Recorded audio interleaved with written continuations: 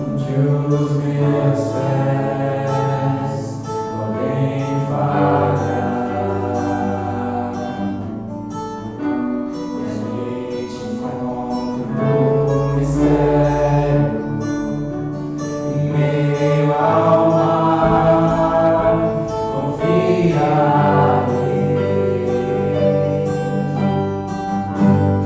Ao teu nome clamarei,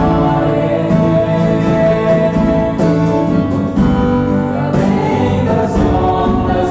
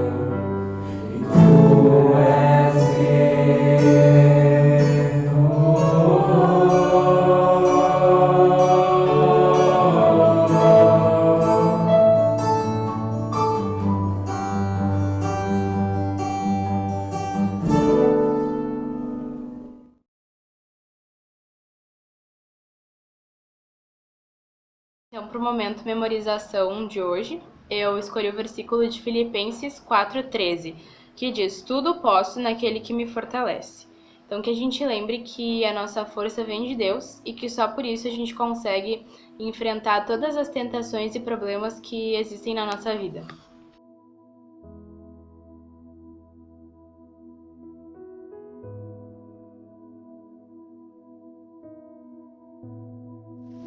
Bom dia, gente. Tudo bom? Então nós vamos para a nossa segunda mensagem. Só recapitulando com vocês, a gente tem falado da unidade sobre Elohim, que significa o nosso Deus Criador. E na mensagem passada, nós falamos sobre a autoexistência de Deus.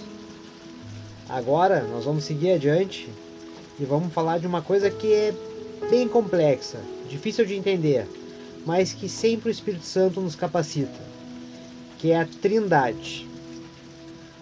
Por muito tempo, historicamente, se discutiu o que era a Trindade, muitas heresias surgiram historicamente a respeito da Trindade, mas a grande verdade sobre a Trindade está na Bíblia.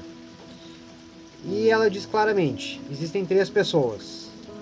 Existe o Deus Pai, o Deus Filho e o Espírito Santo. Então Deus, Jesus Cristo e o Espírito Santo constituem a Trindade. Por mais que a nossa mente humana não consiga conceber uma pessoa sendo três, essa é a grande verdade e isso é a grande beleza da Trindade. Porque ela reflete bem o amor de Deus. E é isso que eu vou tentar mostrar para vocês nessa mensagem. Então vamos começar, é claro, olhando para a Bíblia. E eu já vou avisando para vocês que essa mensagem vai ter bastante partes da Bíblia, bastante versículo. Porque como a Trindade é algo que a gente não consegue devagar em termos de raciocínio e lógica humana, a gente sempre tem que olhar para as Escrituras Sagradas. E é lá que estão as melhores respostas sobre essa doutrina. Vamos começar então, leiam comigo por favor, Mateus, Evangelho de Mateus, capítulo 13, e o verso do 13 ao 17.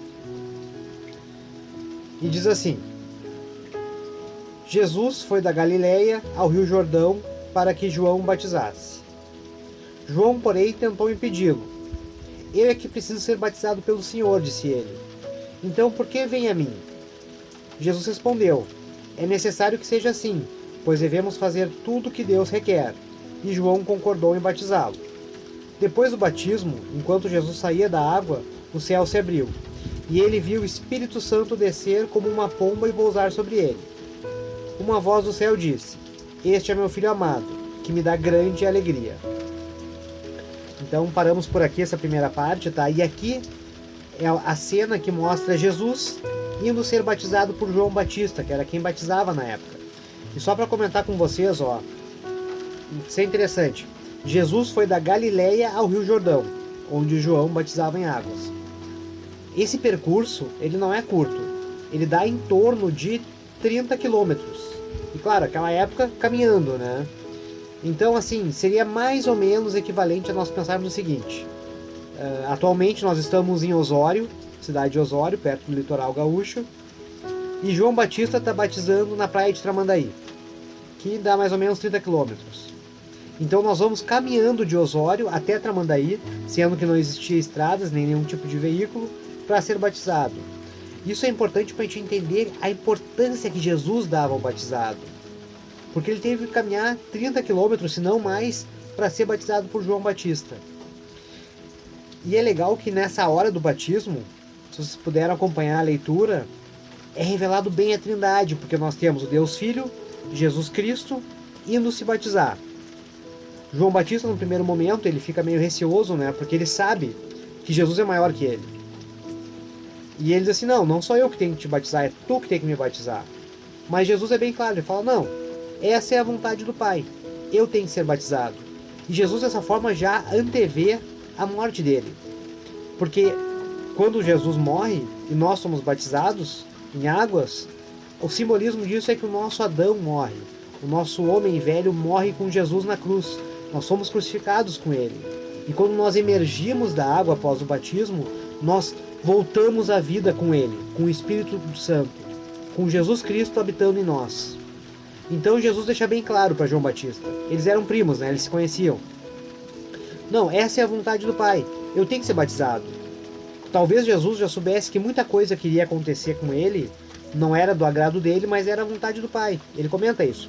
Olha, né, se for possível, afasta de mim, mas se não, que aconteça como a tua vontade. Então Jesus foi um cara muito obediente.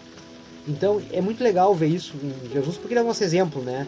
Ele é o nosso foco, é o nosso alvo. Então a obediência é justamente isso, é saber o que tem que ser feito mesmo que a gente não queira fazer. Mas a gente sabe que é o certo. Então Jesus sabia, não, eu tenho que me batizar em águas, faz parte, porque eu vou me fazer humano. Eu não sou pecador, eu sou puro. E João, obviamente, percebeu isso. Esse cara é muito puro. Ele não tem que ser batizado, ele não tem pecado para ser limpo. Mas ele teve que se fazer humano, ele teve que se fazer pecador, mesmo não tendo pecados, para levar a ira de Deus nas costas e pagar pelos nossos pecados. Do contrário, isso não teria acontecido. Então, todo esse processo de batismo de Jesus foi necessário. E ele se submeteu a isso. E quando ele foi batizado em águas, desceu o Espírito Santo do céu. E Deus falou, esse é meu filho, o meu filho que eu amo muito e me dá muita alegria. Então aí nós temos Jesus Cristo, Deus Filho, nós temos Deus Pai e nós temos o Espírito Santo. Nós temos exatamente a Trindade se manifestando nesse evento da história que foi o batismo de Jesus Cristo em águas. Então eu vou tentar mostrar para vocês agora como essa Trindade ela expressa o amor de Deus por nós. Então nós vamos seguir lendo mais alguns versículos, tá bom? Vamos pro próximo então. O próximo versículo nós vamos encontrar em Gálatas, ou seja, a carta que Paulo escreveu para a igreja de Galácia, no capítulo 2, versículo 20. Eu vou aqui com a minha Bíblia digital. A gente acaba se apegando porque é muito fácil achar os versículos aqui. Então vamos lá, leiam comigo por favor, Gálatas 2, 20, que diz assim, isso é Paulo falando para a igreja de Galácia, tá? Fui crucificado com Cristo, assim já não sou eu quem vive, mas Cristo vive em mim. Portanto, vivo neste corpo terreno pela fé no Filho de Deus, que nos amou e se entregou por mim. É justamente a mensagem do batismo. Quando a gente passa pela conversão, a gente entende que a gente vive no mundo, mas agora o Espírito de Deus, o Espírito Santo habita na gente, fez morada no nosso coração. Então agora eu vivo, mas não pela natureza, eu vivo pelo Espírito. E esse é o papel do cristão, viver pelo Espírito. E esse é o simbolismo do batismo. Jesus sofreu a ira de Deus, pagou os nossos pecados e a gente está perdoado. Mas a gente tem uma responsabilidade com isso. Nós não somos mais escravos do pecado, mas como Paulo diz em Romanos, agora eu sou servo de Deus. Então nós passamos de escravo dos pecados para escravo ou servo de Deus. Mas agora isso é um momento de felicidade, de bem-aventurança, porque nós estamos cumprindo o nosso propósito de vida, pelo qual nós fomos criados. Então vamos seguir adiante, tá? Pequena reflexão sobre esse versículo. Agora vamos para Filipenses, capítulo 2, no verso do 7 ao 11. Então Filipenses, na verdade, é o apóstolo Paulo escrevendo para a igreja de Filipe. E o que ele diz então no capítulo 2, versículos do 7 ao 11. Venham comigo de novo então. Falando do batismo de Jesus Cristo, né, e da própria ação de Jesus Cristo. Em vez disso, esvaziou-se a si mesmo, assumindo a posição de escravo, e nasceu como ser humano. Quando veio de forma humana, humilhou-se e foi obediente até a morte, e morte de cruz. Por isso Deus o elevou ao lugar mais alto de honra, e lhe deu o nome que está acima de todos os nomes, para que, ao nome de Jesus, todo joelho se dobre nos céus, na terra e abaixo da terra, e toda língua declare que Jesus Cristo é Senhor, para a glória de Deus o Pai. Essa parte até... eu não sei vocês, mas quando eu li a Bíblia, para mim é impressionante, assim. Sempre o Espírito Santo tende a falar comigo, pelo menos é o que eu sinto, porque a Bíblia não é só um livro, como pessoas que não têm fé acham. Eu tenho muitos amigos que não têm fé, isso é só um parênteses, tá?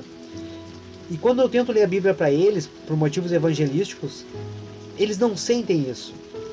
Quando eu leio, e talvez vocês também, a Bíblia fala com a gente, é muito forte isso, e eu tendo geralmente a me emocionar. Ainda mais nessa parte aqui, não sei se vocês prestaram atenção no que foi dito. Aqui está um grande paradoxo para a mente humana.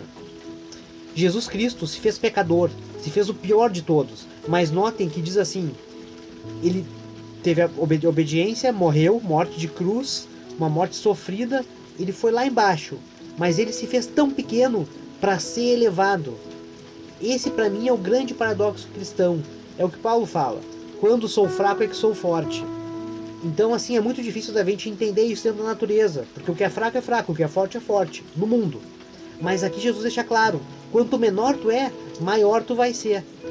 Quanto mais humilde, mais amoroso, mais tolerante, mais tu te doar pros outros, mais tu botar o outro à tua frente, menor tu for, mais exaltado tu é. Essa é a, podemos chamar de lógica do evangelho que Paulo fala aqui. E eu acho muito belo isso. Isso para mim é lindíssimo.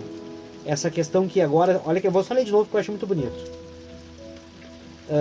Né? Por isso Deus o elevou ao lugar mais alto de honra.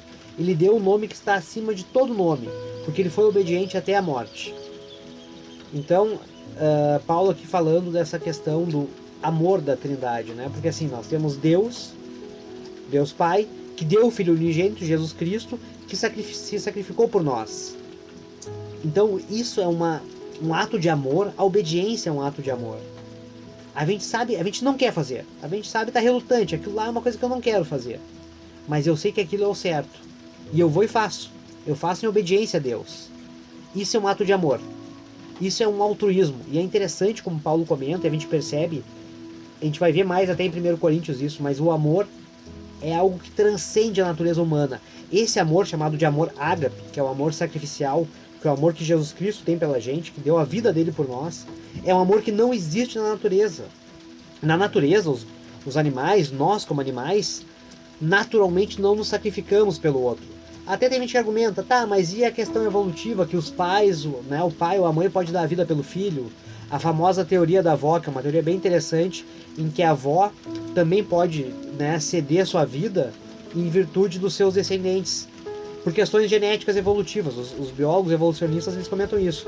É o gene egoísta, uma teoria que se chama gene egoísta, tem um livro muito bom sobre isso, mas que diz que eventualmente o ser humano se sacrifica. Mas notem que esse sacrifício é para sua própria prole, é para manter os seus genes viáveis na Terra. E isso não é amor sacrificial, é diferente. Esse sacrifício, ele é egoísta. Por mais que a um primeiro momento pareça altruísta, ele é egoísta.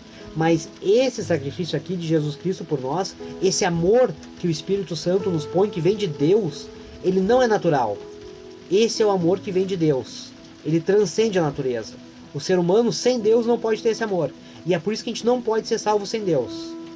Tá, eu vou voltar aqui para nossa mensagem original, mas eu acho muito importante comentar isso com vocês, tá? Porque para mim isso é uma reflexão ótima. Eu falo para vocês, mas ao mesmo tempo eu tô falando para mim. Porque isso é um constante aprendizado. Vamos seguir aqui então. Agora nós vamos então, falando de amor, nós vamos para um dos evangelhos, que é o que mais fala de amor, muito bonito, que é o evangelho de João. Vamos lá então para João, capítulo 3, versículo 16. Esse é bem conhecido nosso. Se vocês não conhecem esse versículo, tentem conhecer. Para a evangelização ele é excelente, ele é um carro-chefe da evangelização. E diz o seguinte: porque Deus amou tanto o mundo que deu seu Filho único para que todo que querer nele não pereça, mas que tenha vida eterna. Então Jesus, como humano, como parte da Trindade, ele não pecou, mas ele sofreu a ira de Deus e ele mostrou o caminho pra gente. Aquela porta estreita que ele fala é a porta que a gente tem que passar, pegar a nossa cruz, a nossa natureza humana, que vai estar sempre nos levando pro oposto do que a gente tem que fazer, e a gente tem que tentar, mesmo descendentes de Adão, mesmo caídos, não pecar. Porque o amor de Deus nos impele a isso, porque ele deu o seu Filho unigênito pela gente. Então, o mínimo que a gente tem que fazer é tentar seguir o Filho dele e ter a nossa salvação. Vamos seguir. De novo em João, vamos agora para o capítulo 15, versículo 9. E vamos ver o que ele nos diz. Isso é Jesus falando, tá? Eu os amei como o Pai me amou. Permaneçam no meu amor. Esse versículo já diz tudo, né? Vamos seguir aqui porque eu quero acabar os versículos a tempo ainda. Bastante Bíblia, que nem eu comentei, mas é muito bom ler a Bíblia, gente. É muito importante conhecer esses versículos. Agora vamos para uma carta de João. 1 João. Vamos lá. 1 João. capítulo 4, versículo 8. O que diz lá? Quem não ama, não conhece a Deus, porque Deus é amor. Olha que forte, que impactante isso. O amor vem de Deus. Quem não ama o outro, não tem como conhecer a Deus. Porque Deus é amor, é o amor encarnado. E a prova de amor é a chance de reconciliação que ele nos deu, mesmo nós sendo pecadores. E ele veio para os pecadores. Jesus Cristo limpou esses pecados para que a gente possa, de novo, ter esse contato com Deus. Isso é uma prova de amor imenso. Vamos voltar para Gálatas, que nós estamos acabando aqui, tá? Eu sei que é bastante coisa, mas essa mensagem é muito legal da Trindade. Então, sempre quando a gente pensa na Trindade, a gente tem que pensar no amor de Deus. Porque a Trindade envolve, além de Deus, Jesus Cristo, que foi nos dado como presente, que se sacrificou por nós, envolve o Espírito Santo, que nos ajuda, que nos conduz à salvação, que nos dá esse amor. Vamos lá então. Agora falando, eu me perdi. Gálatas, capítulo 5. Essa é uma leitura maior, tá? Mas é muito legal e vale a pena. Eu quis estender um pouco essa leitura, mas eu acho que é importante. Então aqui é Paulo falando para a igreja de Galácia. O que Paulo diz para eles? Porque vocês, irmãos, foram chamados para viver em liberdade. Não a usem, porém, para satisfazer sua natureza humana. Ao contrário, usem-na para servir uns aos outros em amor. Pois toda a lei pode ser resumida neste único mandamento: ame o seu próprio como a si mesmo. Mas se vocês estão sempre se mordendo e devorando uns aos outros, tenham cuidado, pois correm o risco de se destruírem. Aqui é só uma analogia que Paulo fez a animais selvagens, né? Que estão mostrando os dentes sempre irados e se atacam de maneira instintiva e selvagem. Isso é a natureza, né? Porque isso digo: deixem que o Espírito guie sua vida. Assim, não satisfarão os anseios de sua natureza humana. A natureza humana deseja fazer exatamente o oposto do que o Espírito quer, e o Espírito impele na direção contrária àquela desejada pela natureza humana. Essas duas forças se confrontam o tempo todo, de modo que vocês não têm a liberdade de pôr em prática o que intentam fazer. Ou seja, depois do batismo, depois que nós nascemos de novo, nós temos o Espírito. E tudo que o Espírito faz é exatamente o oposto do que a nossa natureza pecadora faz. Então nós vivemos todo dia, diariamente, em luta, lutando contra o nosso pecado. E é por isso que conhecer a palavra de Deus é tão importante. Esse é o alimento do Espírito. Isso fortalece o Espírito e diminui o nosso desejo, a nossa propensão para o pecado. Isso é o que o cristão tem que fazer. Por isso que essas leituras bíblicas que eu faço, às vezes são um pouco extenuantes, mas elas são extremamente importantes. Quando, porém, são guiados pelo Espírito, não estão debaixo da lei. Quando seguem os desejos da natureza humana, os resultados são exatamente claros: imoralidade sexual, impureza, sensualidade, idolatria, feitiçaria, hostilidade, discórdia, ciúmes, acessos de raiva, ambições egoístas, disseminações, divisões, inveja, bebedeiras, festanças e outros pecados semelhantes. Repito o que disse antes: quem pratica essas coisas não herdará o reino de Deus. Então, aqui Paulo comenta assim, olha, quando tu deixa a tua natureza tomar conta, tu vive por isso. Porque esse é o nosso caminho natural. Se Deus não intervisse na história através de Jesus Cristo e nos desse a salvação, o nosso caminho natural ia ser esse. E nós estávamos todos indo diretamente para o inferno. Porque é o que nós merecemos. Por isso que é a graça de Deus. Nós não merecemos, mas mesmo assim Ele tem esse amor pela gente, Ele nos dá isso. E esse é motivo de muito gratidão nossa por Ele. Mas o Espírito produz esse fruto: amor, alegria, paz, paciência, amabilidade, bondade, fidelidade, mansidão e domínio próprio. Não há lei contra essas coisas. Aqueles que pertencem a Jesus Cristo crucificaram as paixões e os desejos de sua natureza humana. Uma vez que vivemos pelo Espírito, sigamos a direção do Espírito em todas as áreas das nossas vidas. Não nos tornemos orgulhosos, provocando e invejando uns aos outros. E aqui encerramos a leitura. Então Paulo aqui mostra bem claro essa dualidade. Então a Trindade, o Espírito Santo, que está em nós agora através de Jesus Cristo, é o que nos leva a viver pelo Espírito. Olha, gente, eu ia ler mais, mas já está muito longo esse vídeo. Eu vou deixar para a próxima parte da unidade Elohim, nós vamos entrar em mais debates sobre isso, tá? Mas eu quero dizer só que essa mensagem foi muito boa. É muito bom estudar a Bíblia, porque para mim, a melhor forma de aprender sobre a Bíblia é ensinar sobre a Bíblia. Então vocês, quem pode, estude. E quem estuda, ensine os outros. Falem para os outros de Cristo. É muito bom isso. Nossa, é uma alegria enorme.